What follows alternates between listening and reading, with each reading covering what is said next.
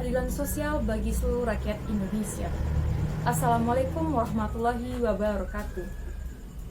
Kami dari kelompok 2 akan membahas seputar kasus-kasus HAM di Indonesia, yaitu terkait dengan pro kontra penerapan hukuman mati bagi terpidana korupsi. Sebelum kami berikan argumentasi kami, izinkan kami terlebih dahulu memperkenalkan siapa saja orang yang ada di anggota kelompok 2, yaitu saya sendiri, Tasya Renca, dan selanjutnya ada Konita Fadila Islami, Reza Amita, Rahman Hidayat, dan Tiara Dwi Oktavia yang akan mempertegas dan memperkuat argumentasi dari saya. Kita dapat melihat hal-hal yang melatar belakangi munculnya penerapan hukuman mati bagi terpidana korupsi. Korupsi yang merupakan musuh bagi setiap negara yang telah mengakar dan membawa konsekuensi yang menghambatnya pembangunan dan pertumbuhan di suatu negara, sehingga banyak menimbulkan kerugian yang besar dalam suatu negara tersebut. Namun, dengan penerapan hukuman mati bagi terpidana korupsi, itu merupakan cara yang sangat tidak efektif. Kita bisa melihat penerapan hukuman mati di negara-negara lain. Mereka yang menerapkan hukuman mati di negaranya tidak memberikan efek jera. Kita bisa melihat dari tahun ke tahun meningkatnya jumlah angka korupsi yang ada di negaranya tersebut. Jadi, kami dari tim kontra sangat-sangat tidak setuju dengan adanya penerapan hukuman mati bagi terpidana korupsi. Karena dengan cara ini merupakan cara yang sangat tidak efektif diterapkan di Indonesia. Kita bisa melihat tidak adanya efek jera bagi masyarakat. Karena ada sanksi lain yang bisa kita berikan selain dari hukuman mati tersebut. Dan dengan hukuman mati bagi terpidana korupsi ini merupakan suatu yang bertentangan dengan hak asasi manusia dan juga dengan ajaran agama. Baik, Assalamualaikum warahmatullahi wabarakatuh. Di sini saya dari kelompok 2 akan menjelaskan tentang pengertian korupsi dan hukuman mati. Di sini debat antara kelompok 1 dengan kelompok 2 yaitu tentang pro kontra antara hukuman mati bagi koruptor atau orang yang melakukan korupsi.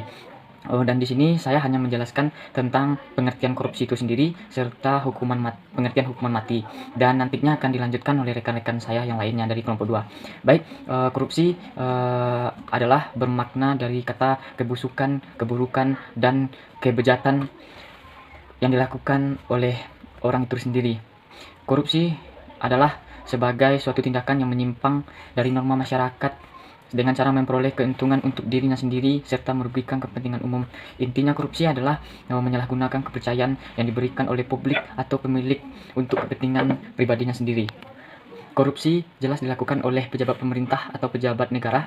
Yang melakukan korupsi ini jelas orang yang pintar tapi sayang tidak benar, dan melakukan kepintarannya itu menjerumuskan dirinya sendiri dan merugikan masyarakat serta merugikan negaranya sendiri.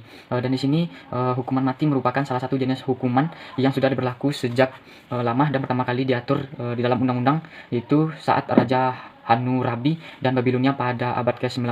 Indonesia hingga saat ini merupakan salah satu negara yang masih memberlakukan hukuman mati bagi para pelaku kejahatan tertentu yang termasuk dalam kategori kejahatan luar biasa. Hukuman positif di Indonesia saat ini sebagai besar berasal dari hukuman Belanda pada era zaman kolonial, termasuk hukuman pidana yang mengatur hukuman mati tersebut.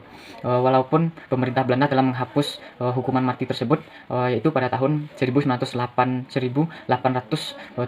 sementara pidana mati di dalam tindak pidana korupsi hanya ditunjukkan pada jenis tindak pidana kerugian keuangan negara tersebut. Hal ini pun diterapkan bila ada pemberataan ketentuan mengenai pidana mati yang diatur di dalam Undang-Undang Nomor 31 Tahun 1999, yang mana diatur dalam pasal 2 ayat 1 dan ayat 2.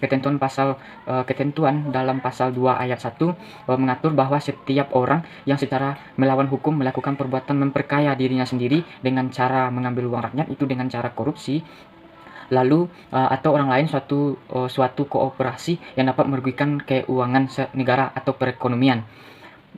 Pidana dengan pidana penjara seumur hidup atau pidana penjara paling singkat selama 4 tahun dan paling lama adalah 20 tahun, atau dengan denda 200 juta rupiah paling banyak yaitu 1 miliar rupiah. Sedangkan di dalam ayat 2 mengatur bahwa dalam hal ini tindak pidana korupsi sebagaimana dimaksud dalam ayat 1 dilakukan dalam keadaan tertentu, pidana mati dapat dijatuhkan.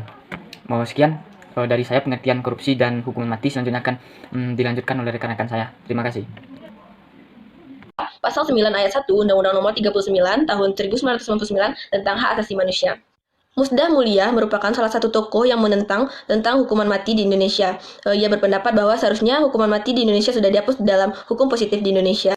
Selanjutnya, Musdah Mulia mengemukakan 10 alasan mengapa harus dihapuskan hukuman mati di Indonesia. Yang pertama, hukuman mati bertentangan dengan hakikat semua ajaran agama dan kepercayaan yang mengajarkan pentingnya merawat kehidupan sebagai anugerah Tuhan Yang Maha Esa. Yang kedua, hukuman mati bertentangan dengan nilai-nilai demokrasi. Yang ketiga, hukuman mati bertentangan dengan HAM. Yang keempat, hukuman mati hanya digunakan sebagai alat penindas. Yang kelima, hukuman mati seringkali digunakan sebagai tindak balas dendam politik. Yang keenam, hukuman mati seringkali diberikan pada orang yang tidak terbukti bersalah. Yang ketujuh, hukuman mati seringkali digunakan sebagai alat efektif untuk menghilangkan suatu jejak penting dalam kasus intelijen. Dan selanjutnya yang terakhir, hukuman mati tidak menghilangkan efek jera. Selanjutnya pada poin C, efektivitas hukuman mati bagi pelaku kejahatan di Indonesia.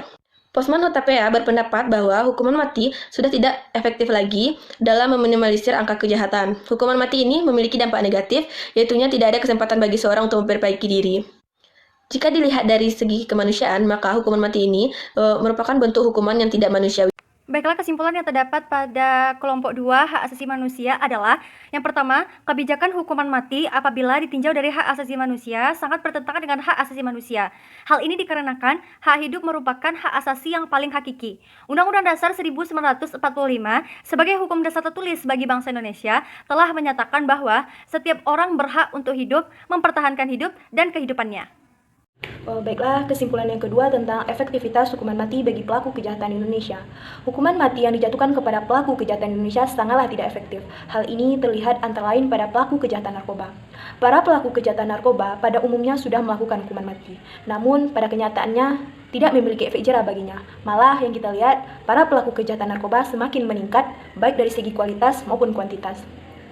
Untuk itu, saran bagi kita semua untuk melakukan perubahan dan penyempurnaan pada berbagai hukum positif di Indonesia. Hukum positif di Indonesia sudah saatnya menghapuskan hukuman mati dan menggantikannya dengan hukuman lain, seperti hukuman seumur hidup, hukuman sanksi, dan hukuman lain-lain. Hanya itu yang dapat saya sampaikan sebagai penutup.